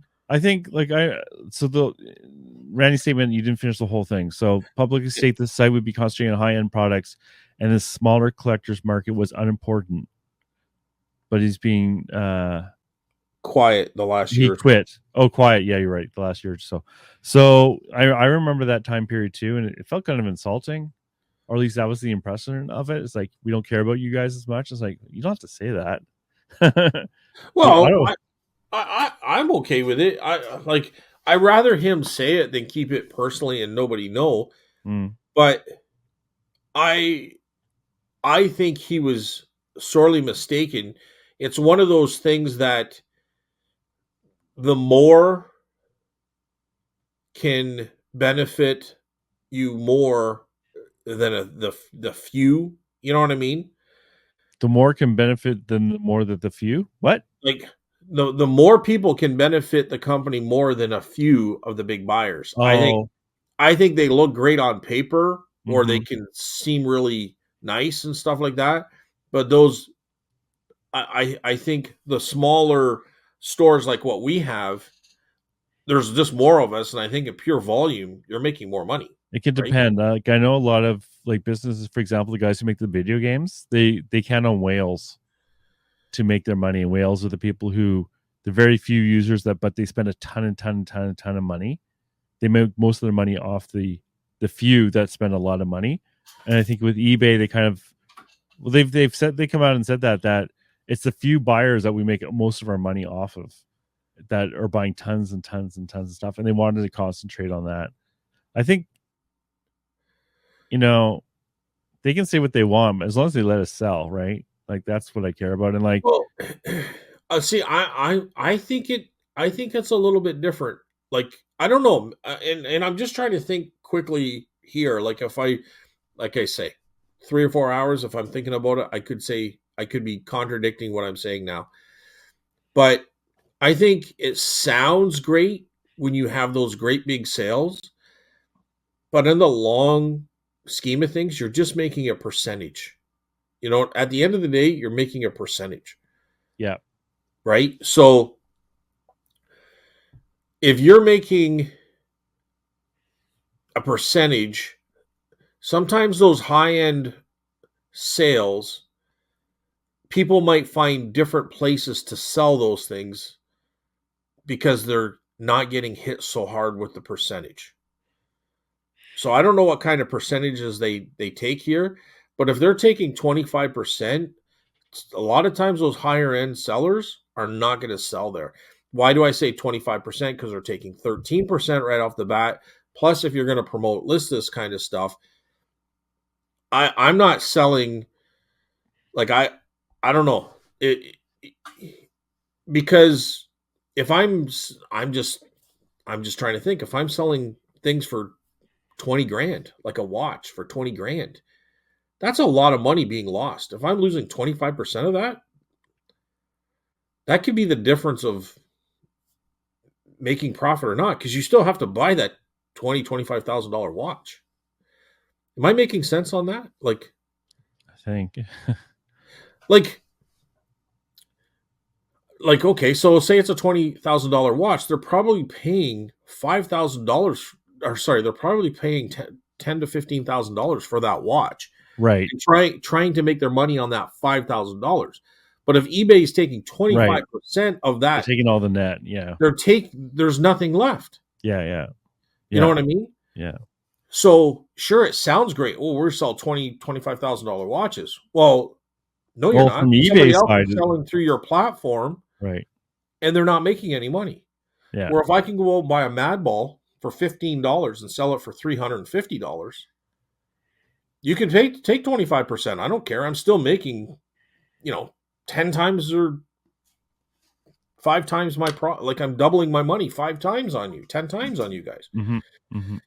So I think there's I don't know. I'm just saying I think when it comes down to it, I think guys like us is where the money is because we can't afford to lose 25%. Where somebody selling a $20,000 watch probably can't afford 25%.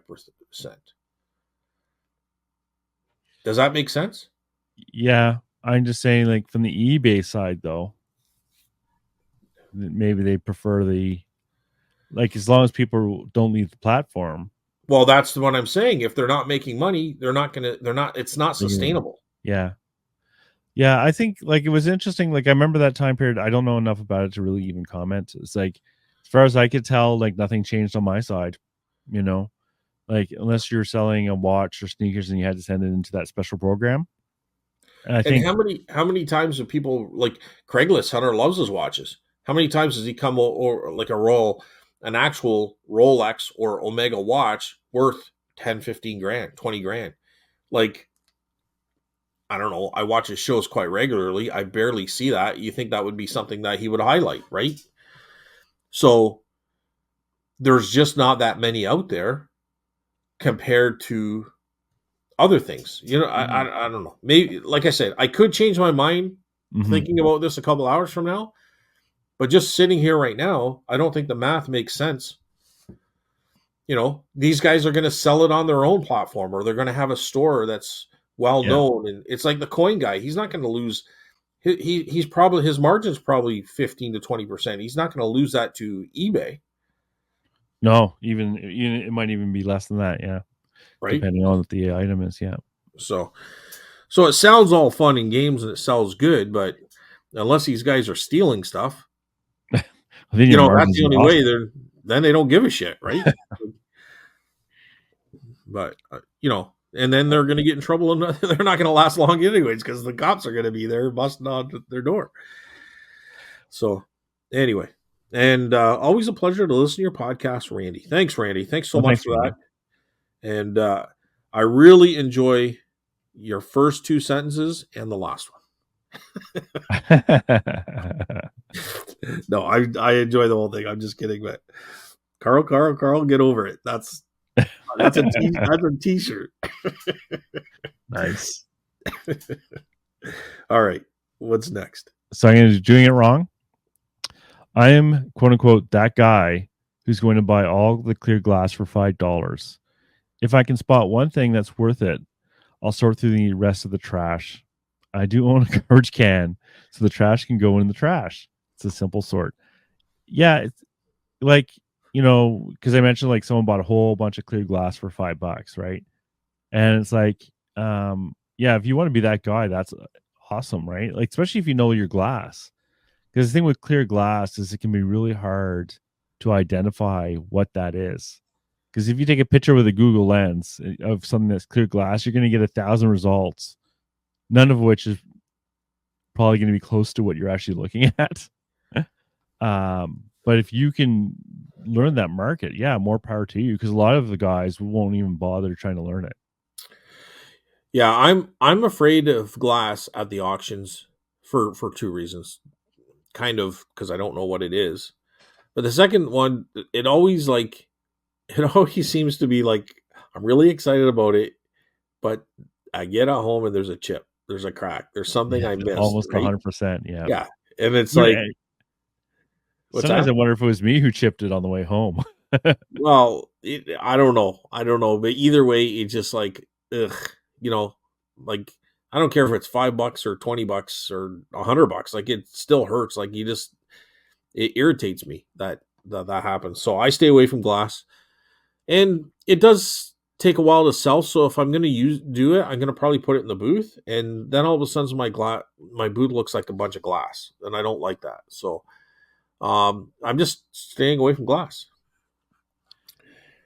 But I have a bit of okay, glass. I have like some Coke bottles, like with like the polar bears on them, some WWE glass, like glasses like that. yeah, But for like other type, yeah. Sorry, Carl. like for the other stuff, I don't like. I'm gonna bring actually some Pyrex bowls. I bought 3 of the colored ones for like $5. I was like, oh, that was pretty good. So, but even then, I'll only get 35 or $40 for it. So, Like I will buy things like pop bottles or bottles in particular, some like a beaver jar or something like that. Don't get me wrong.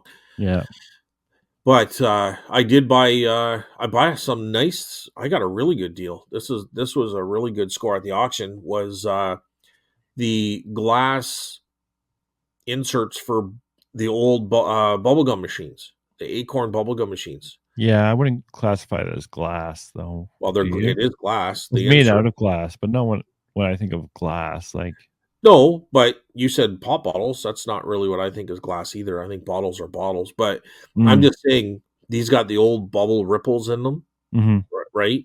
And I think I paid 80 or $85 for. I got 6 of those inserts, and then I got 4 actual machines with the glass inserts, mm-hmm. but they're not. They didn't have the one stand. They're just they had kind of like a rack with wheels, and you would probably see them in a grocery store, and there'd be like 5 of them or set together, or 4 of them. In this case, there was 4, so I'm assuming the rack would hold 4. But anyway, um, yeah. So I'm gonna get probably $65 for the inserts, and maybe $100 for each of or $120 for each of the actual machines. Yeah, And then that's I got a bunch of parts that I'm gonna try to sell on eBay. So sweet. yeah, that was a great score. And the glass inserts came in a metal steamer trunk type thing, which I could probably get $25 for out of the booth. Nice. It's like home run after home run. Money, I can't. money, money, money, money. But all right, so you know what? I'm gonna swing over to Spotify. We got a couple comments from Tina Mack. Okay. All right, so Tina Mack wrote on the number 39 podcast. Wow. Okay, so this was the score where I paid $5,000 for all those toy soldiers. I forgot about that. And well, Tina Mack is reminding you, Carl. Great. Wow, what a score, Scott.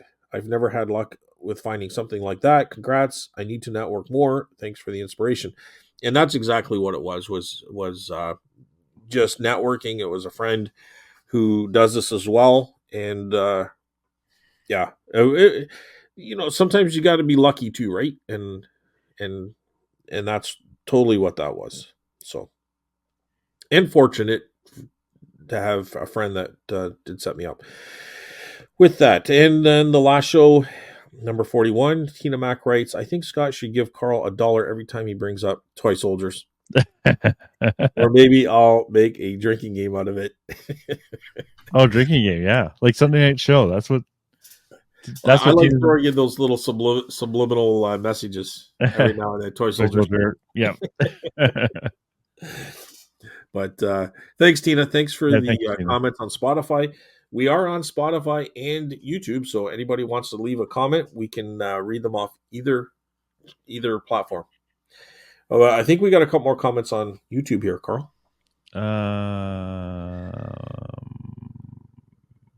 Which one? I got here. Oh, yeah, doing it wrong. Man, I'm really spamming you guys this week. Anyways, here's more. You all Canadians should know this French word, triage. I suck at it too. Most resellers seem to. When you get your hoard from the estate sale, do triage. Prep big ticket items for immediate listing.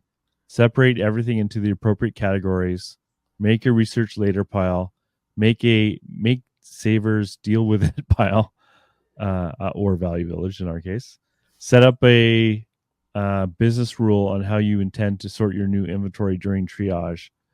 It'll save you a ton of time and effort and prevent finding that random thing that sells for $500 in a box you had tucked away for 7 years, Carl.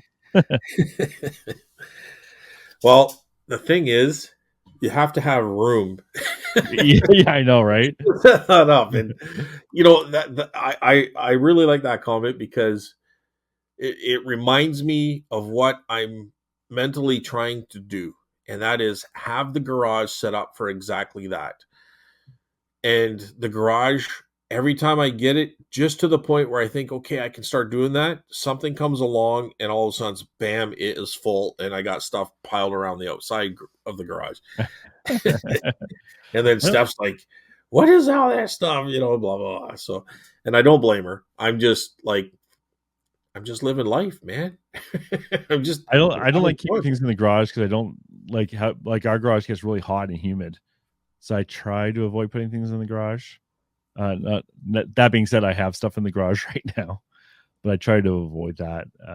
Well, and one thing I tried to avoid to prevent mixing things up was keeping things out of the eBay listed room. But now I got boxes of stuffed toy soldiers in the eBay room that need to be listed toy soldiers because I bought so many of this one item toy soldiers. That's $3 already in 5 seconds. I'm doing pretty good. I'm making more off toy soldiers than I am off eBay. More what? Off money, more money off of you saying toy soldiers than I am off eBay. So that's more money off of saying what? Toy soldiers. Oh, $4. Hey, you say it too. Every time you say it, I gotta take a drink too. But no, it's the problem is, and tell me if you agree, Carl, that you don't want to miss that item. You don't want to miss going out there and grabbing that $5 item for $100, $500, whatever. So you don't want to stop. You don't want to, Like my whole goal was to go to this auction and only buy cheap stuff and not get caught up. And then I'm buying like books for $135 all in. I'm buying Royal Daltons for 300 something Right. dollars. You know what I mean? I'm like, why am I doing this? You know what I mean? Yeah. And Because I want the cheap stuff that's going to hold that value and give me a big return. there's cheap stuff, but there's also cheap garbage, right? Like, Well, we call it cheap, and I really shouldn't be. It's overlooked. It's stuff that people aren't there for. You know what I mean? Like, yeah. would you say like video console, like the Sega Genesis game, like video consoles and Nintendo is cheap? No, you'd be happy to find them for 5-10 bucks at a garage sale. But when you're on an auction and everybody's there for the glass, everybody's there for Royal Daltons, everybody's there for uh I don't know, some like radios, and you slip in and grab for 10 bucks the Nintendo games or the Sega Genesis games, that doesn't mean it's cheap. You just got it cheap. It's still good stuff. Yeah. I'm talking about when you buy the garbage for $5. Like, you can do that by mistake too. It's not the end of the world. It's 5, $7, right? Well, it's not Sometimes, the end of the world. I think you got to kind of like see what you're seeing and what I'm seeing in our minds because of our experiences could be a little bit different things, but um it's well, like I I think don't you're know. getting. Like I think you're getting off. I think you're getting off doing it wrong's comment a little bit though. He's okay, talking about well, triage, right? He's talking about when you bring home that big pile of stuff from the estate sale or an auction, and he's talking about how you deal with it, right? And you know, I think he has really good points here. So, like, prep big ticket items for immediate listing. So that's right. Like when you bought something at the auction, it's worth 200 or $500. You should get it up and out to pay for everything. Sometimes I like staring at that stuff for a while just to make myself feel good. yeah, yeah. I did kind of digress for sure.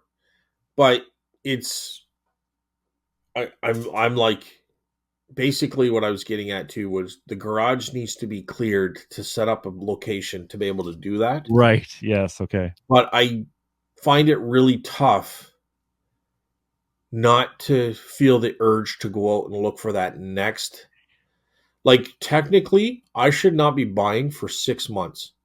At least I mean, I think it's going to take roughly 6 months to really get everything under control and listed and at least 60 to 80% of it set up somewhere. I don't mind having extra inventory because I do have the boost, but at the same time, trying to find that area and that space to be able to set that kind of thing up is really tough.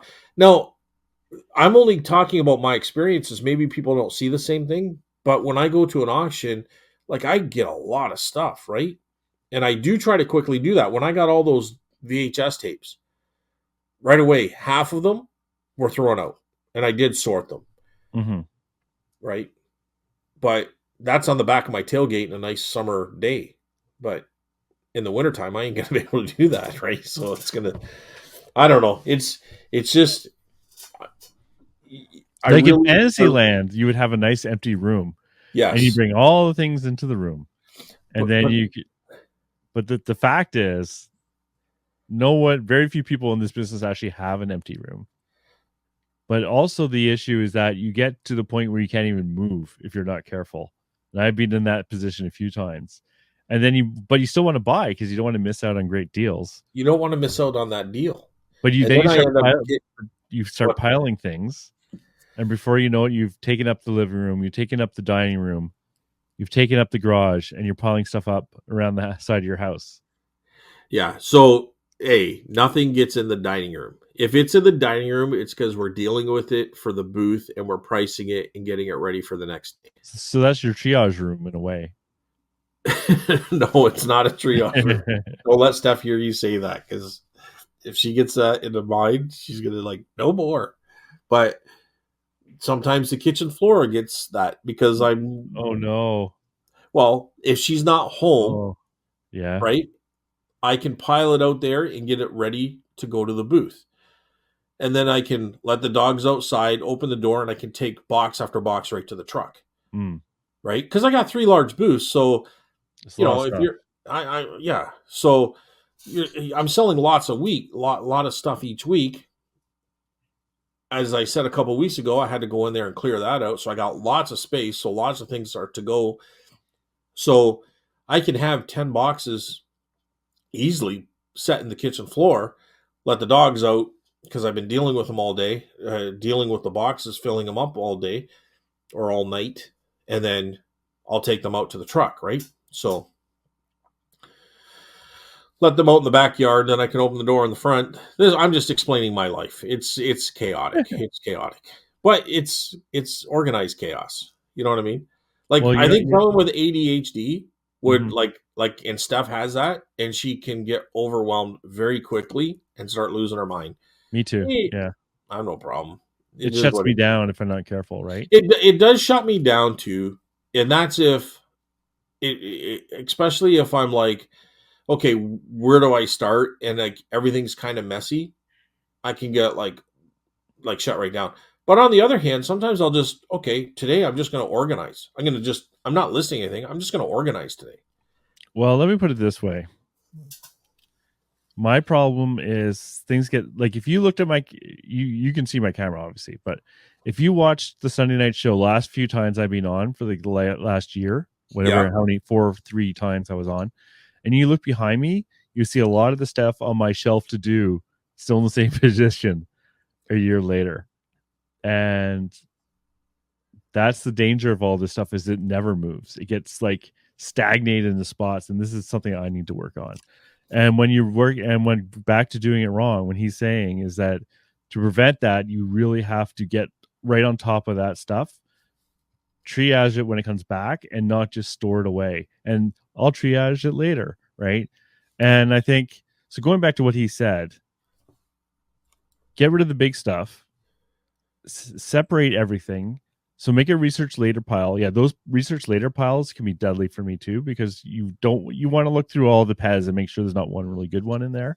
And sometimes it'll be years before I get to it. Make a savers deal with it pile. Yes, I've been getting better at that. Like I picked up an auction lot just yesterday with some lights that are worthless. They went straight into like I have a little box here for donation. They'll go straight into that. He's just saying you got to deal with this stuff, not just pile it somewhere. And that's the tendency sometimes for me when I get this stuff. No, I know.